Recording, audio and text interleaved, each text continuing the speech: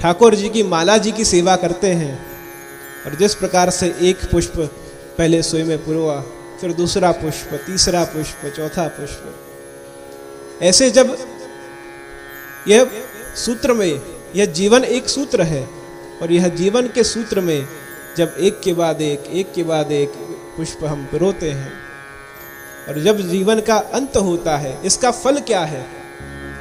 यह भागवत सप्ताह का श्रवण करने का फल क्या है? कि जब एक के बाद एक यह पुष्प की माला जब सिद्ध होगी, और जब पुष्प की माला सिद्ध होकर और पूर्ण पुरुषोत्तम श्री कृष्ण को अर्पण की जाएगी, तब हमारी सेवा उनके चरणों में स्वीकार होगी। उनकी सेवा करना ही साधन है, और उनकी प्राप्ति होना ही फल है। वही साधन है और वही फल है।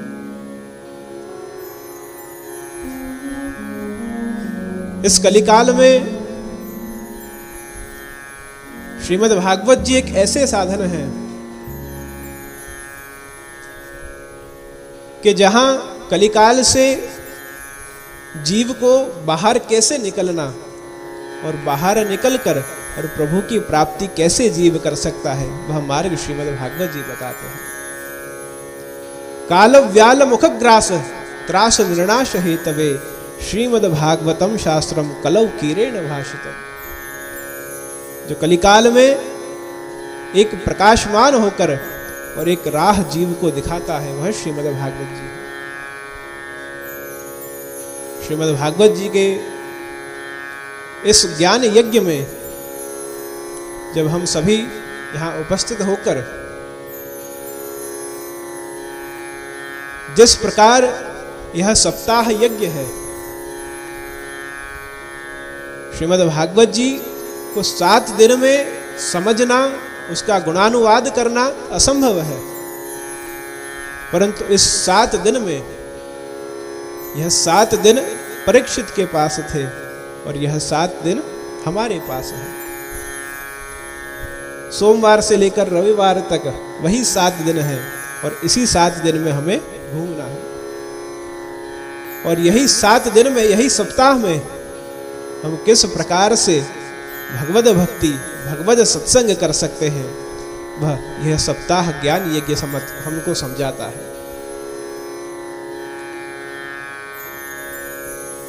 अष्टादश पुराण में श्रीमद् भागवत जी को महापुराण तिलक रूप माना है। मद्वयम भद्वयम चैव बत्रयम व चतुष्टयम अनापलिंग कुस्कानि पुराणानि पुराविदुः।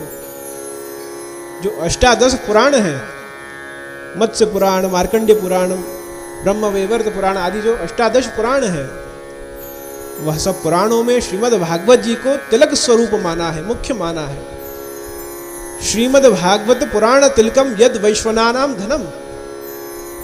पुराणों में तिलक है और हम सभी वैष्णव जनों का वह धन है। और जो श्रीमद् भागवत जी का नित्यतम पाठ करता है, नित्यतम वांचन करता है, नित्यतम श्रवण करता है, भजे जिज्ञासुरात्मनः, वह जिज्ञासु प्रभु की प्राप्ति करने योग्य बनता है। जगत गुरु श्रीमद् वल्लभाचार्य महाप्रभु जी ने भी श्रीमद् भागवत जी में जो गूढ़ अर्थ थे, श्री गोसाई जी आप उस पर विस्तार करते हैं कि श्रीमद् भागवत गूढ़ार्थ प्रकाशन परायण, और कैसे प्रकाशित किया, तो श्री भागवत पीयूष समुद्र मंथनक्षम, श्रीमद् भागवत जी रूपी इस समुद्र में से उसका मंथन करके, और जो उसमें नवनीत था वह आपने इस जग को बताया है। श्री महाप्रभु जी की उसी परंपरा में, जहां श्री महाप्रभु जी ने भी जहां जहां श्रीमद् भागवत जी का पारायण किया है, जहां जहां आप विराज कर, कहीं वृक्ष के नीचे, कहीं सरोवर के तट पर, कहीं वन में, अलग अलग जगह श्री महाप्रभु जी ने श्रीमद् भागवत जी का पारायण किया है। शरदनाथ दासचरण आप आज्ञा करते हैं कि कहां कहां कितने बैठक जी कहाँ कहाँ श्री महाप्रभु जी ने पारायण किया, कितने आपके वैष्णव, तो कौन सी जगह है, तो इसका विस्तार श्री गोसाई जी ताजचरण आप करते हैं। तो श्री महाप्रभु जी ने जहाँ जहाँ पारायण किया है उसे हम बैठक जी कहते हैं। और वहीं बैठक जी पर जाकर जब हम झारी चरण स्पर्श करते हैं, अभी किसी ने बात की कि आप बैठक जी कब पधार रहे हो, तो बैठक जी पर जाकर जब हम वह स्थल पर जहाँ श्री आचार्य चरण ने श्रीमद् भागवत का वांचन किया है, सप्ताह का आपने पारायण किया है, वह स्थान अति पवित्र है कि जहाँ श्री प्रभु की वह लीलाओं का विस्तार आपने स्वयं के मुखारविंद से किया है।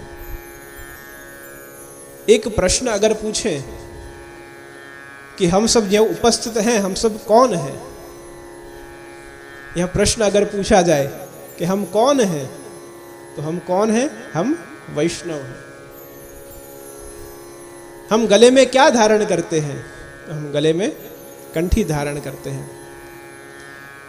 मस्तक पर क्या धारण करते हैं? तो मस्तक पर हम तिलक धारण करते हैं। हम क्या उच्चारण करते हैं? तो हम अष्टाक्षर मंत्र का उच्चारण करते हैं। हम क्या करते हैं, कार्य में क्या करते हैं? तो कार्य में हम प्रभु की सेवा करते हैं। शास्त्र कहता है कि आहार निद्रा भय मैथुनंच सामान्यमेतत् पशुभिः समानाम्। आहार भोजन आदि हम लेते हैं, निद्रा भी हमको चाहिए। तो जो आहार निद्रा भय मैथुनंच सामान्यमेतत् पशुभिः समानाम्, तो जो क्रिया पशु पक्षियां भी करते हैं वह भी क्रिया हम भी करते हैं। पर हमें अलग क्या चीज बनाती है? तो हमें अलग धर्मो ही एको अधिको विशेष धर्मे नहीं न पशु भी समान। धर्म एक ऐसी चीज है कि जो हमें पशु पक्षियों से अलग हमें मानव बनाती है। और धर्मे नहीं न पशु भी समान। और अगर जीवन में धर्म न हो तो फिर जीवन पशुवत हो जाता है। तो धर्म कैसा?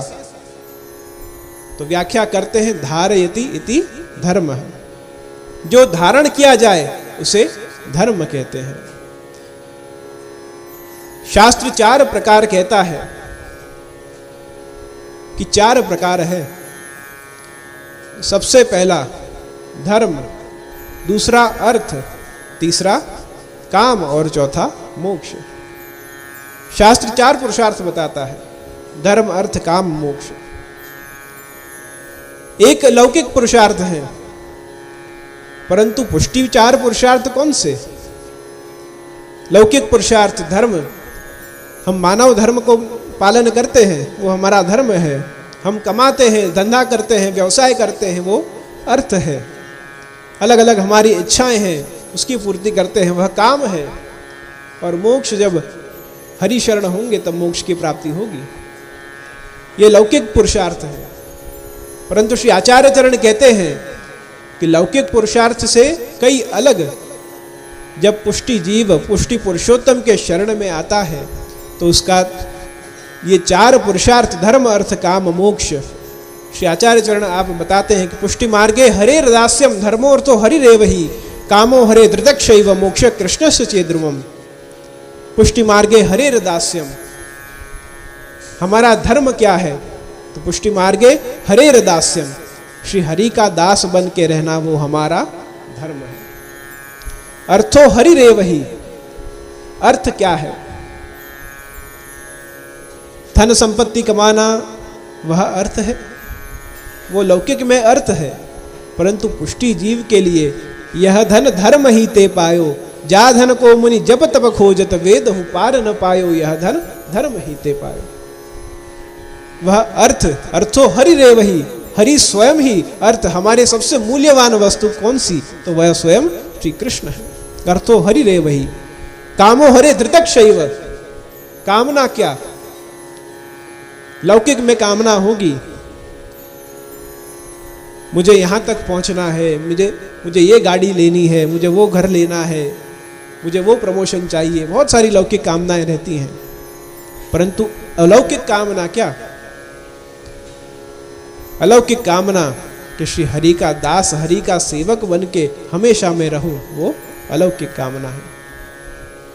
कामो हरे धृतक्षैव मोक्ष कृष्ण से चेद्रुम। और जो मोक्ष यानी मुक्ति देने वाला है वही स्वयं आ जाए तो फिर मुक्ति की चिंता नहीं है। तो धर्म अर्थ काम मोक्ष, यह 4 पुरुषार्थ हैं। और अलौकिक पुरुषार्थ को जो मानकर रहता है, उसको उसका अनुसरण कर जो चलता है, वही सच्चा पुष्टि जीव है।